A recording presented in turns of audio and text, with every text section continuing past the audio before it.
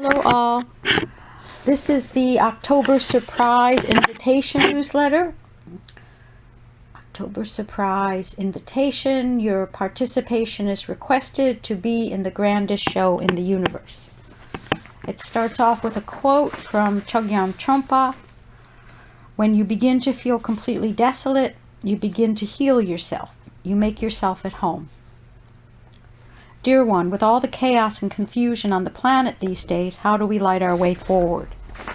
Firstly, it helps to hold a more mystical overview in which how we deal with all our personal challenges, which I call FGOs, aka F and growth opportunities, is inextricably interwoven with how the Earth game plays out in the probabilities. It follows that how we cope with our toughest circumstances, when it feels as if life is pushing at us to make us stronger, aka spiritual resistance training, can be experienced as our own unique contributions to the divine symphony within the greater context of this place and time in human history. For more on this Vedic philosophy of cosmic play, see the philosophy section in my website, and the cosmic play philosophy is called Leela.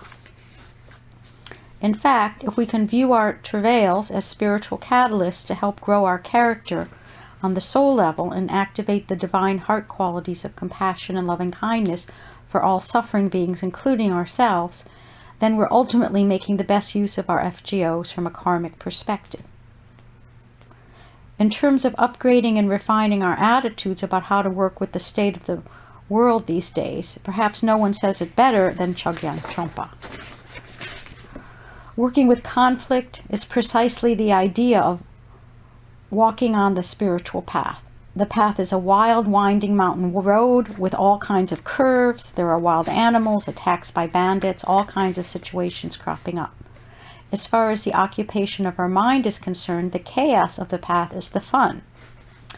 All the things taking place around our world, all the irritations and all the problems are crucial. Without others, we cannot attain enlightenment. In fact, we cannot even tread on the path. If there is no noise outside during our sitting meditation, we cannot develop mindfulness. If we do not have aches and pains in the body, we cannot attain mindfulness. We cannot actually meditate. If everything were lovey-dovey and jellyfish-like, there would be nothing to work with. Very beautiful situations have developed using chaos as part of the enlightened approach. There is chaos of all kinds developing all the time. Psychological disorder, social disorder, metaphysical disorder, or physical order, constantly happening. If you are trying to stop these situations, you are looking for external means of liberating yourself. Another answer. But if we are able to look into the basic situation, then chaos is the inspiration. Confusion is the inspiration. Unquote. Especially important in times like these, when we tend to focus on all that we've lost or are afraid of losing, is to continue to cultivate gratitude on a daily basis for all that we have just as it is. For what we focus on and feed with our energy and attention is what helps grow our future good fortune. Personally, I've had a 40-year hobby of reading Holocaust memoirs, which always keeps the memory green of past lives of suffering and reinforces my appreciation for life just as it is now in this relative plane. And in terms of my current structural body karma playing out, whenever I look at my hands after 2 major surgeries since 2017, as well as ongoing challenges with healing nerve damage among other things, I recall a past life in which I lost my hands, which always makes me pretty damn grateful to have hands at all. My painting at the top of the newsletter, which you'll see in the slideshow beginning this podcast, is called The Deluge, and it's a depiction of how I felt energetically about the conscious choice I made in a past incarnation during the final inundation of Atlantis, just before it sunk completely into the sea. In the painting, I'm watching the final tidal wave coming in as I hold to the faith in my heart that quote-unquote all is well. In that past life, most of my loved ones had already escaped the final deluge by taking a ship to Egypt. But I chose not to go, feeling that I was at peace with dropping my body. I also knew from the soul perspective that I would meet up with them again in Egypt in my next incarnation.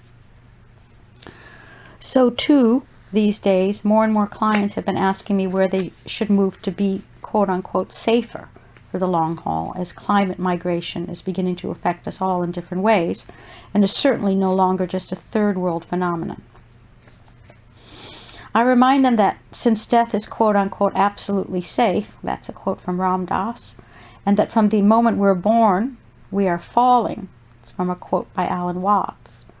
In this ephemeral plane of existence, it's best to cast their vote to move or stay based on where their heart calls to them to maintain the best quality of life with equanimity in the flow. Then I psychically scan a few possible geographical locations which they've offered up to see which has the most light on it, based on the above criterion as well as other energetic and karmic factors. But ultimately, one would need to physically visit prospective new environs to viscerally confirm that this could be a new home base. One of the most challenging Vedic teachings, which I've been working on with cyclical gains for over 15 years, is pleasure or pain, loss or gain, praise or shame, all the same. The reason this teaching on polarities, which is, after all, one of the basic tenets of the Earth game, is so hard to embrace is because as human beings we're entitled to have preferences. But of course the kicker is that to the degree with which we cling to our preferences for how we would like things to be, suffering ensues. In Ramdas's words, the basic rule is to be here now. The rule is to start from exactly where we are at this moment. The rule is to be able to say about oneself and the universe with all of its horror, with all of its beauty, with all of its imperfections, Kali and all her manifestations, it's all right, it's all okay.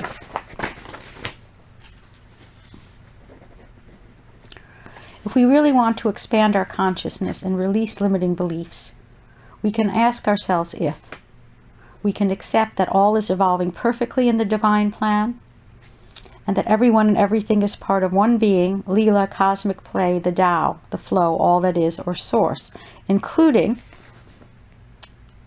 rabid cultists, fundamentalists of any ilk, sickness and illness on any level, pharmaceuticals and Western medicine, and climate change, all included in the Tao. I specifically listed the above just to mention some of the hot button topics I've been hearing from clients of late. This list can also make steam come out of our overheated left brains if we're following too much social media or the quote-unquote news.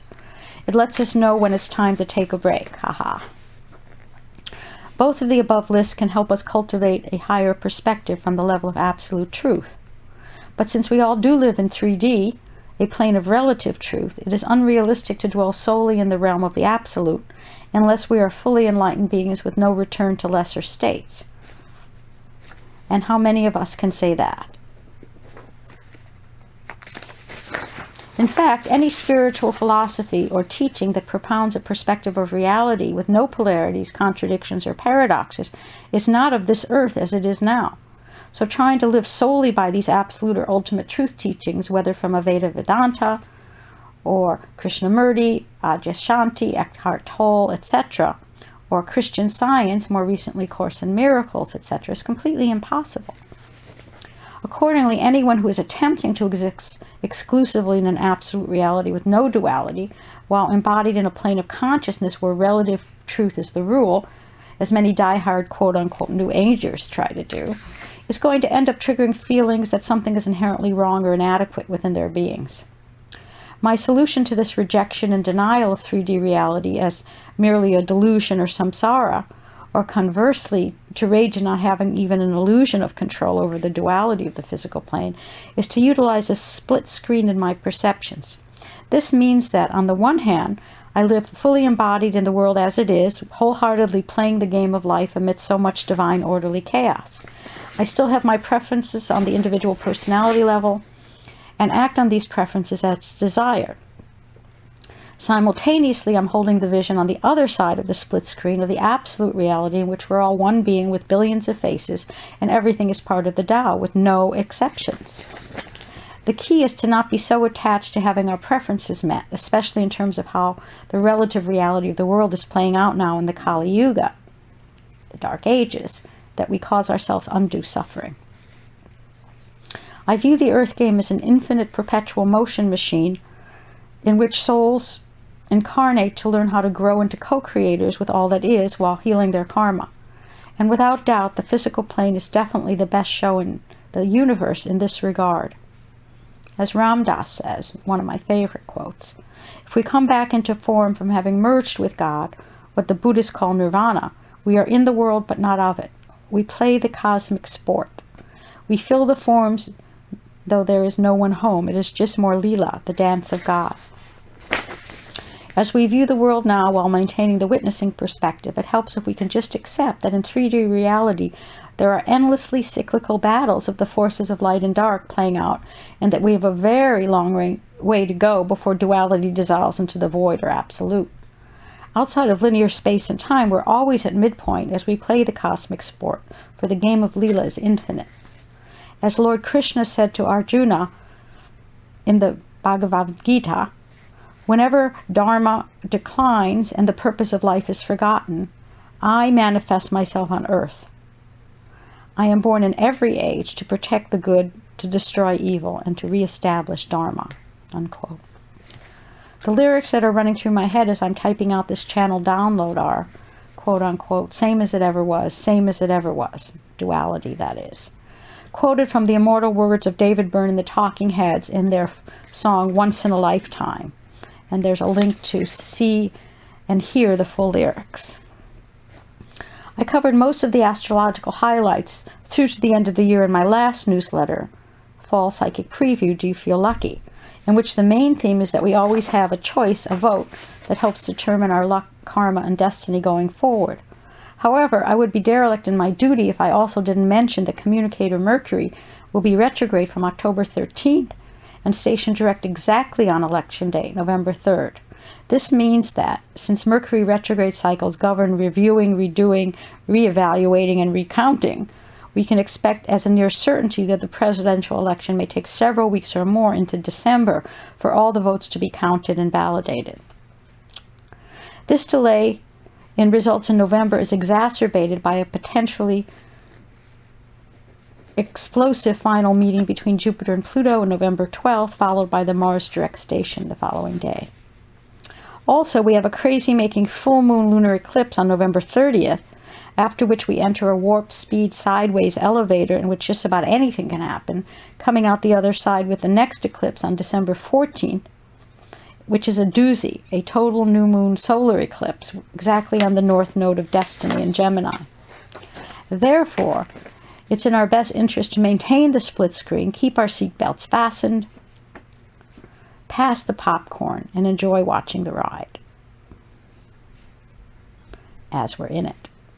As all the turmoil should culminate by December 21st, when Saturn conjuncts Jupiter in Aquarius, and we see glimmers of the beginnings of a new age, coming sooner rather than later, let us hope. In closing, Mother Earth, in all her innate wisdom, is giving us some mighty bitter medicine to help heal the planet, which, in effect, if we maintain a very long-range perspective, will also heal the human race. In the meantime, when we choose to participate in the greatest drama of the universe by casting our vote towards the light, with faith in the divine plan and compassion for all, especially including ourselves, we may find that, quote, the fragile wants tranquility, the anti-fragile grows from disorder, and the robust doesn't care too much. Some things benefit from shocks. They thrive and grow when exposed to volatility, randomness, disorder, and stressors, and love adventure, risk, and uncertainty. Much of modern life is preventable chronic stress injury. This is from one of my favorite writers and philosophers, Nassim Nicholas Taleb, from his book Antifragile, Things That Gain from Disorder.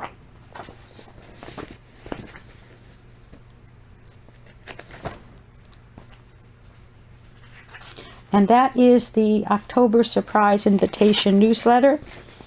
I hope you enjoy it. There's links so you can activate all the links mentioned in this audio version of the newsletter, so you can read a transcript of it at my website and activate the links on my website. Enjoy.